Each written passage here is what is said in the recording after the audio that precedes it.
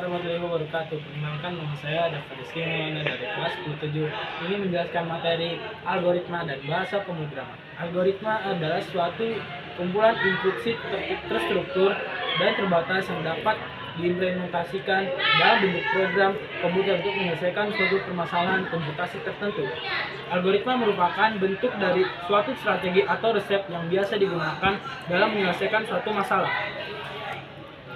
A. Diagram alir. Yang pertama ada garis alir, arah yang menunjukkan aliran program dari awal sampai akhir.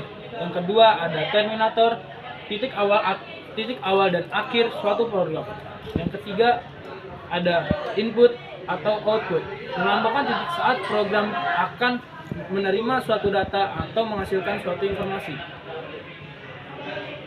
Yang keempat ada proses, suatu kegiatan yang dilakukan oleh program, misalnya program aritmatika. Yang kelima ada keputusan, merupakan titik percabangan yang salah satu cabangnya dapat dilalui oleh program berdasarkan suatu kondisi. Yang keenam ada subprogram, melambangkan suatu kegiatan atau proses lain yang telah didefinisikan sebelumnya.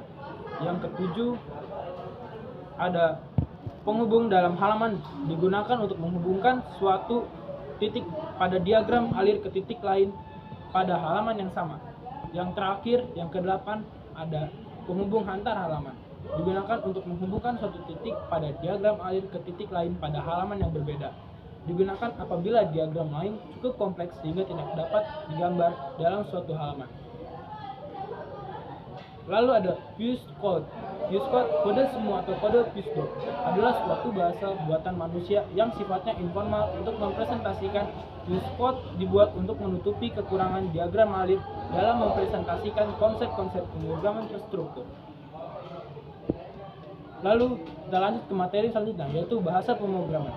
Bahasa pemrograman adalah bahasa yang digunakan untuk memberikan instruksi kepada komputer. Bahasa ini juga disebut sebagai bahasa komputer atau bahasa pemrograman komputer. Kategori bahasa pemrograman: bahasa tingkat rendah, bahasa assembly atau C. Lalu ada bahasa tingkat menengah, C++, dan Rust.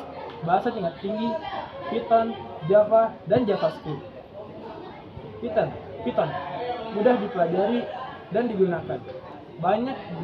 Banyak digunakan dalam data science, AI, dan pengembangan web. Lalu ada JavaScript, bahasa utama untuk pengembangan web, yaitu dapat digunakan di sisi klien dan server. Lalu ada Java, digunakan untuk aplikasi berbasis Enterprise dan Android. Memiliki paradigma OOP, Object Oriented Programming. Lalu ada C++, digunakan dalam pengembangan sistem dan game. Memiliki fitur OOP dan lebih dekat dengan hardware dibanding bahasa lain. Lalu lanjut ada C, dikembangkan oleh Microsoft. Banyak digunakan dalam pengembangan aplikasi Windows dan game. Kira ada pemrograman imperatif, pemrograman berbasis perintah. C, Python, dan Java kreatif fokus pada hasil akhir, dan Object Oriented Programming berbasis objek Java, Python, dan C++. Fungsional berbasis fungsi, matematika, Haskell, dan Lisp. Terima kasih. Wassalamualaikum warahmatullahi wabarakatuh.